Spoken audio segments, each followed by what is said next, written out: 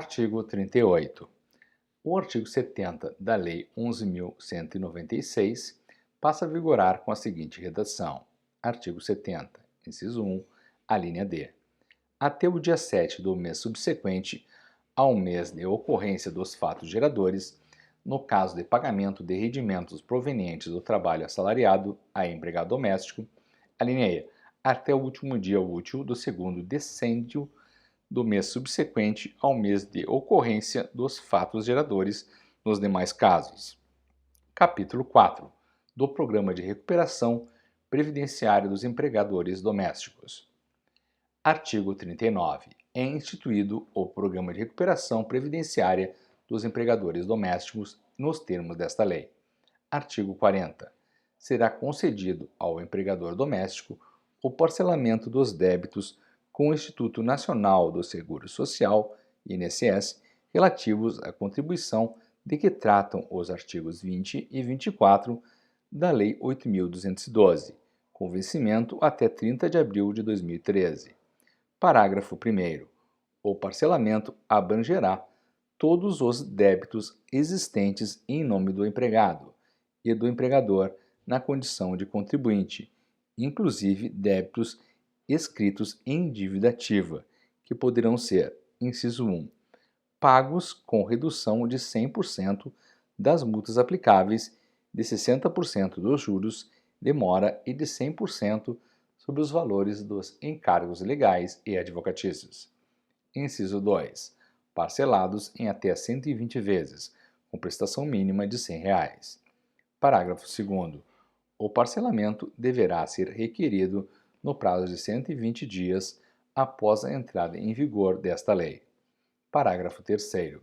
A manutenção injustificada em aberto de 3 parcelas implicará, após comunicação ao sujeito passivo, a imediata rescisão do parcelamento e, conforme o caso, o prosseguimento da cobrança.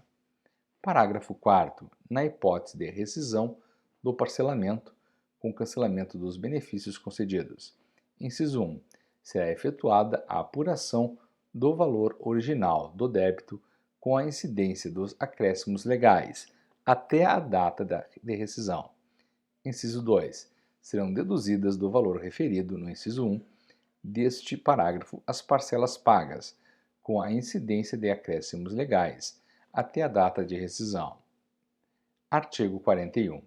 A opção pelo REDOM sujeita o contribuinte a, inciso 1, confissão irrevogável e irretratável dos débitos referidos no artigo 40.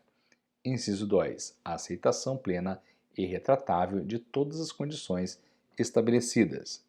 Inciso 3, pagamento regular das parcelas do débito consolidado, assim como das contribuições com vencimento posterior a 30 de abril de 2013. Capítulo 5. Disposições gerais.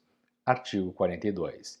É de responsabilidade do empregador o arquivamento de documentos comprobatórios do cumprimento das obrigações fiscais, trabalhistas e previdenciárias, enquanto essas não prescreverem. Artigo 43. O direito de ação quanto a créditos resultantes das relações de trabalho prescreve em 5 anos, até o limite de 2 anos após a extinção do contrato de trabalho. Artigo 44. A Lei 10.593 passa a vigorar acrescida do seguinte artigo 11-A. Artigo 11-A. A verificação pelo auditor fiscal do trabalho do cumprimento das normas que regem o trabalho do empregado doméstico no âmbito do domicílio do empregador dependerá de agendamento e de entendimento prévios entre a fiscalização e o empregador. Parágrafo 1º. A fiscalização deverá ter natureza prioritariamente orientadora. Parágrafo 2º. Será observado o critério de dupla visita para a lavratura de auto de infração, salvo quando for constatada infração por falta de anotação na carteira de trabalho e previdência social, ou ainda na ocorrência de reincidência, fraude, resistência ou embaraço à fiscalização. Parágrafo 3º. Durante a inspeção do trabalho referida no caput, o auditor fiscal do trabalho far-se-á acompanhar pelo empregador ou por alguém de sua família por este designado. Artigo 45.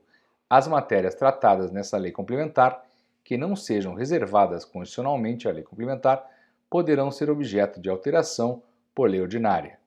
Artigo 46. Revogam-se o inciso 1 do artigo 3º da Lei 8.009 e da Lei 5.859. Artigo 47. Esta lei entra em vigor na data de sua publicação.